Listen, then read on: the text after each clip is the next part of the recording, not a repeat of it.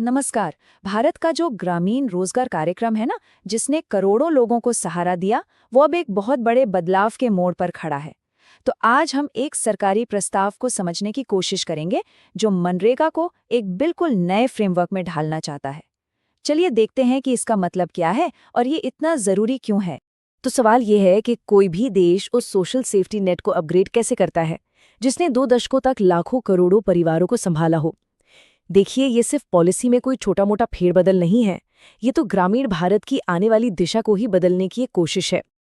देखिए, लगभग 20 सालों से मनरेगा प्रोग्राम भारत की ग्रामीण अर्थव्यवस्था की एक तरह से रीढ़ की हड्डी रहा है। इसने करोड़ों लोगों को काम दिया है, उनकी इनकम को एक स्थिरता दी है। तो इस पूरे बदलाव को हम 5 हिस्सों में समझेंगे। सबसे पहले देखेंगे कि मनरेगा की अहमियत क्या रही है। फिर ये जानेंगे कि इसे बदलने की जरूरत ही क्यों पड़ी। इसके बाद हम इस नए जी राम जी बिल को समझेंगे, देखेंगे कि ये काम कैसे करेगा और आखिर में ये ग्रामीण भारत के लिए क्या नए वादे लेकर आता है। तो चलिए कहानी शुरू करते हैं मनरेगा से, जो साल 2005 से ग्रामीण भारत के लिए एक जीवन रेखा जैसा रहा है।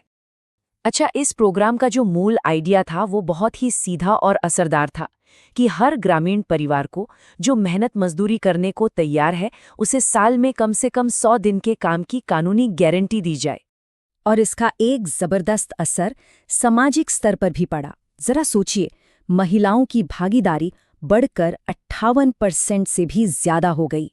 ये सिर्फ एक नंबर नहीं है, ये जमीन पर हुए एक बहुत बड़े सामाजिक बदलाव का सबूत है।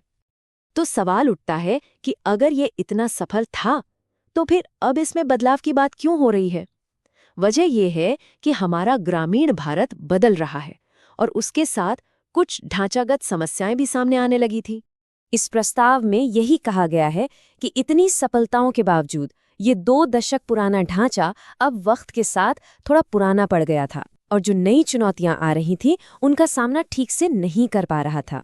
दस्तावेज में कुछ गंभीर दिक्कतों का जिक्र है, जैसे कि फंड का गलत इस्तेमाल होना, मजदूरों के काम में मशीनों का इस्तेमाल, डिजिटल अटेंडेंस के नियमों को तोड़ना और महामारी के बाद तो बहुत कम परिवार ही पूरे 100 दिन का काम पूरा कर पा रहे थे।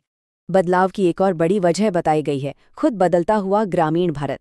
जहां 2011-12 में गरीबी 27% से ज्यादा थी, वहीं 2022-23 में ये घटकर सिर्फ 5.3% रह जाने का अनुमान है। मतलब साफ है, लोगों की आमदनी बढ़ी, डिजिटल पहुंच बढ़ी, तो जरूरतें भी बदल गईं। तो इन्हीं सब चुनौतियों के जवाब में सरकार ने पेश किया है जी राम जी विधेयक।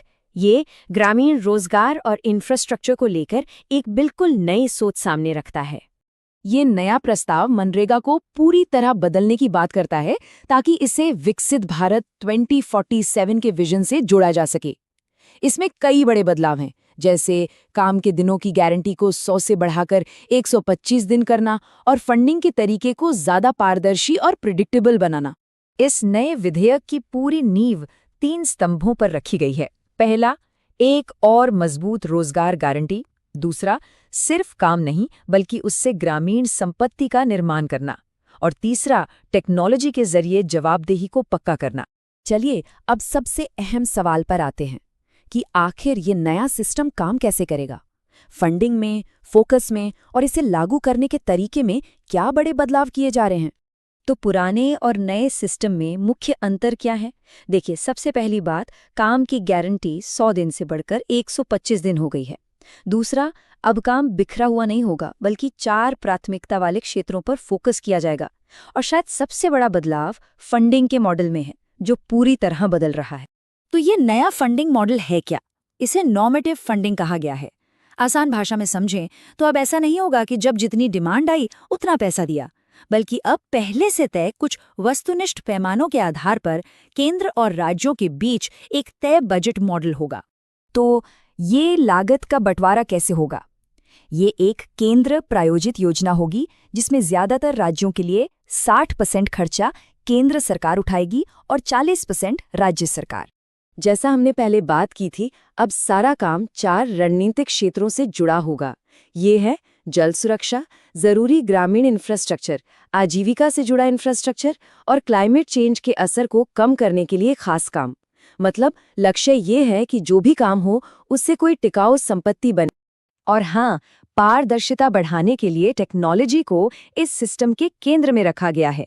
आर्टिफिशियल इंटेलिजेंस, बायोमेट्रिक पहचान और रियल टाइम मॉनिटरिंग जैसी चीजों का इस्तेमाल प्लानिंग से लेकर ऑडिट और धोखाधड़ी रोकने तक में किया जाएगा।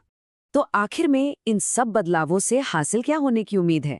ये जो ग्रामीण परिवर्तन का वादा किया जा रहा है, वो असल में दिखता कैसा है? अगर हम मजदूरों की बात करें तो उनके लिए इसका सीधा मतलब है 125 दिन के पक्के काम से ज्यादा कमाई का मौका। और साथ ही अगर समय पर काम नहीं मिला तो बेरोजगारी भत्ते का कानूनी अधिकार भी इसमें शामिल है। और किसानों के लिए?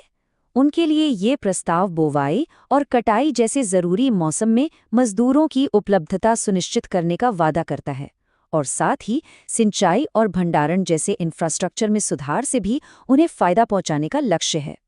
और अगर हम पूरी ग्रामीण अर्थव्यवस्था पर नजर डालें तो ये विधेयक रोजगार को उत्पादक संपत्ति से जोड़कर स्थानीय आय बढ़ाने और जलवायु परिवर्तन के खतरों से लड़ने की क्षमता को मजबूत करने का लक्ष्य रखता है।